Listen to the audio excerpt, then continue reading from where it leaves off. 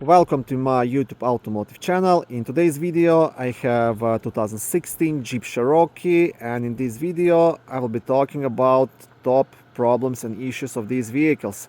Now all the information I will give you is from my own experience. I'm in a used car sales. I've sold a bunch of these vehicles, and I will mention all the things I usually notice and all the things that we have to fix prior to selling this. This video should apply to Jeep Cherokees made from 2014 all the way up to 2023. If this video was helpful, please consider supporting the channel by liking the video, subscribing to the channel, or becoming a channel member. Okay, now in these kind of videos I always usually first talk about any body issues, rust issues, things like that. Now luckily these vehicles, at least from my experience, don't have any major rust problems compared to some other SUVs. I've never had one that has like rusted rocker panels or major rust on quarter panels or things like that. It's always a good idea, if you're on the market to buy a used Jeep Cherokee, always do your due diligence, check the vehicle, go under the vehicle and check the rocker panels, but most likely you should be happy with what you find. Now rust wise, what you want to do, if you look under the vehicle, you want to inspect the rocker panels, right? So you want to lie under it and you want to make sure there is no rust anywhere here. Also you will do the same thing here on the back side, so you want to check it down here. You will do the same on the opposite side, on the passenger side. And one more thing, also make sure, like, check the frame, subframe, everything to double check. But like I said, I believe you shouldn't find anything on these vehicles, even in the area where there's lots of salt being used. Okay, so I've talked a bit about the body. Now I will start talking about the problems, and the main problem of these vehicles are the transmissions. These vehicles are equipped with 9-speed automatic transmissions, so-called ZF9 transmissions, and these have lots of problems. In the past couple of years I had to replace at least 5 or 6, that's for sure. Some of them were fixable, some of them were not. How it starts: typical transmission problems are stuck gears, poor throttle response, delayed downshifts and things like that. And once that starts happening, that's the first sign something is not right. Now sometimes it's possible to kind of fix it just with a software update that can fix problems sometimes, but usually it's internal transmission problem. There was lots of recalls on these transmissions and they are just not good. So in case you are planning to buy one of these vehicles, I'm telling you, take it for a long test drive, drive it for 1 hour, go through all of the gears, give it time so the transmission warms up, try to press it hard to see how it shifts, then see how it downshifts, all of that, because like I said, every second or third Cherokee will have some kind of transmission issues. So that's something to keep in mind. That's the main problem. Everything else is minor on these vehicles, but that can be expensive fix if you buy one that's faulty, right? And then in the near future you will have to possibly replace the transmission. So keep mind to that. Another thing I will mention here as well, which is part of the powertrain, that's the PTU, power transfer unit, right? And that's part of your four-wheel drive system. PTUs also tend to fail sometimes. It happened only twice to me, but if you look at data online, there is lots of reports, people saying their PTUs failed, and that's also quite expensive fix. So transmissions and PTUs.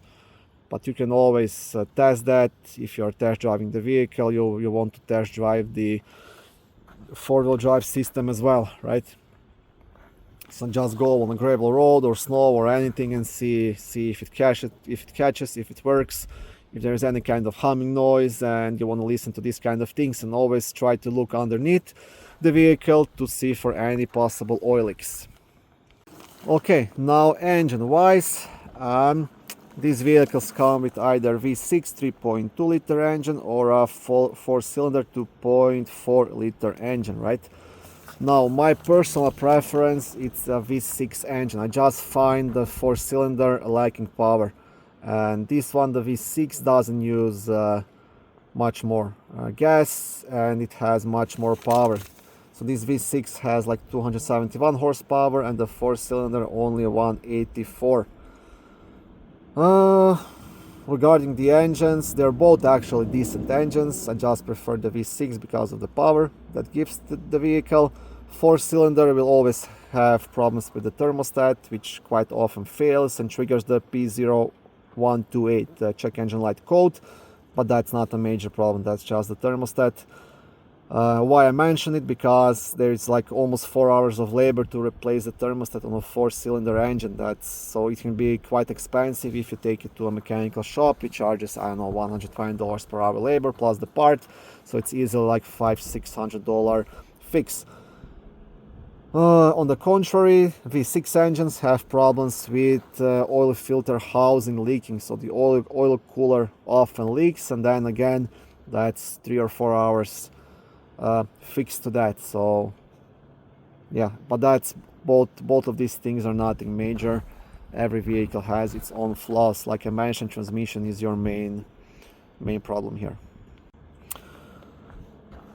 And also one more thing to mention, which I find very often on these vehicles, is front drive shaft being loose for some reason, and I had to replace a bunch of front drive shafts. Yeah, so that's something to keep in mind as well. It's always a smart idea if you can pay for the inspection if you are buying this vehicle, so someone can lift it up on a hoist and inspect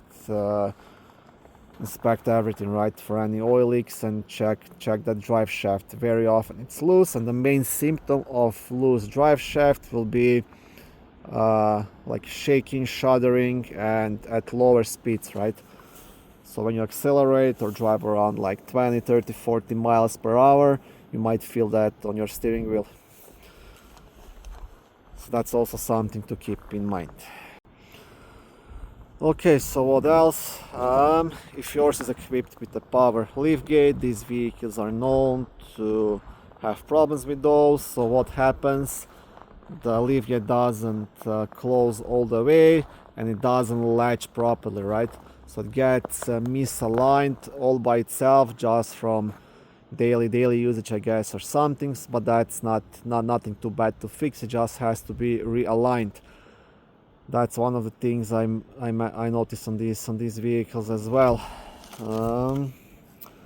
What else can I mention? Okay, also, if yours is equipped with backup sensors, this one I'm recording this video on doesn't have them, but if yours does, so what happens? They are not failing, but what happens sometimes while you're driving on a highway, let's say, the sensors will start to beep, and you cannot turn them off. This happened to me a couple of times as well, and to be honest, I was never able to figure it out how to fix it. Is it like a software issue or something?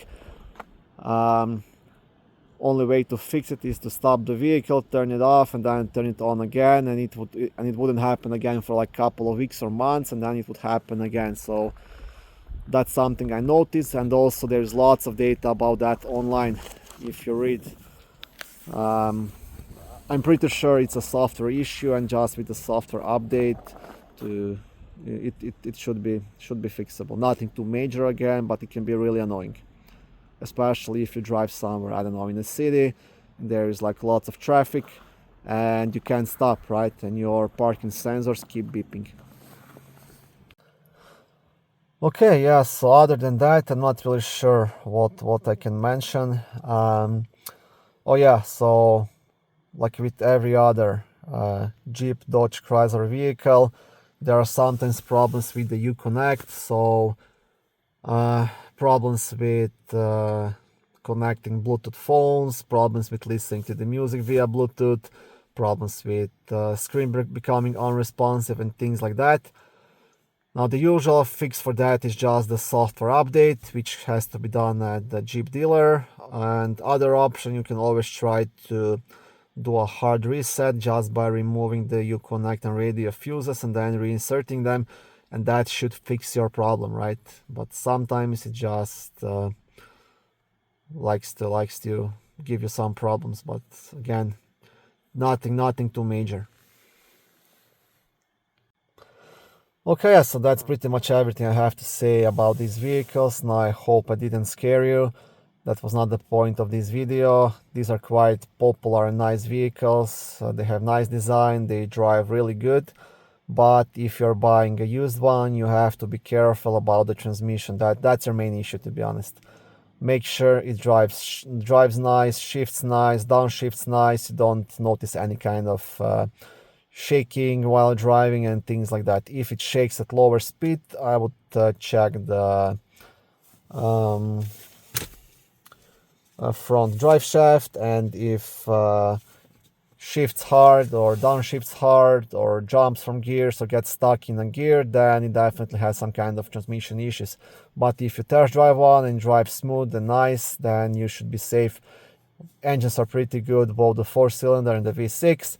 I like the V6 more just because of the power it gives you. No major issues with the engines other than the ones that I mentioned, which are like a few hours of labor to fix. Yeah, and I hope this video will help you out to make a decision to buy this Jeep, or maybe you will notice something when test driving it and it will save you some money and lots of headaches. Thank you for watching this video. I hope it was helpful and educational. If it was, please like it and consider subscribing to my YouTube automotive channel. On my channel there is lots of how-to videos, do-it-yourself videos, car reviews, product reviews and other similar automotive topics.